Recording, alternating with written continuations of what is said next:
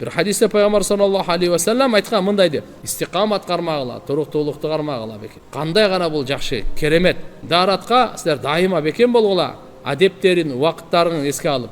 Анткени силердин амалдарыңардын эң жакшысы, мыктысы намаз. Жерде этияттап жүргүлө дейт. Сак болуп жүргүлө дейт.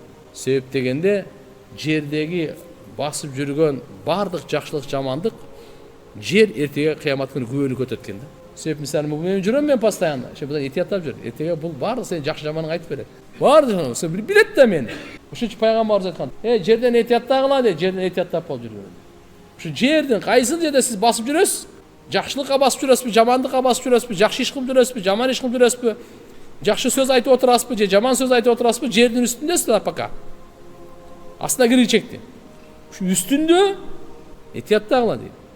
Өзүңөрдү кармагыла дейт. Тахаффаду минал ард деген өзүңөрдү кармагыла деген сөз.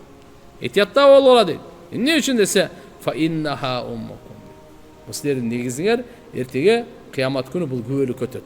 Канча кадам аяка таштадың бардыгына өтөт. Анткени жердечи ким гана болбосун, жакшы жаман амал кылса жердин үстүндө эртеге кыямат күнү кабарын берет деген пайгамбарыбыз. Эч ким көрбөй калды деп уурулук кылды. О жер ошондо жердин үстүндө туруп алып калдыбы же абада туруп алып калдыбы? Жер күбөлүк өтөт. Самолетто кылса да ошондой нерселердин адам өзү деле күбөлүк өтөт. Пайгамбар саллаллаху алейхи ва саллям бир жолу таң аттырып Билалды чакырды. Билал разияллаху анху келди. Пайгамбар айтты: "Я Билал, эмнени себебиң менен сен бейиштен мен алдымда басып жүрөсүң го?" деди. Пайгамбар бейишке кирсе, Билал разияллаху анхунун бут кийиминин добушун уккан да алдында. Анан пайгамбар саллаллаху алейхи ва саллям сурады буна кандай деп. Пайгамбар айтат: "Мен кечеге чинде бейишке кирген элем" дейт. "Мен алдымда сенин бут кийимдин үнүн уктум" дейт. Билал разияллаху анху деп жооп берди: "Я Расулаллах" дейт. "Качан daaratсыз болуп калсам, daarat алганда 2 рекет окуйт элем.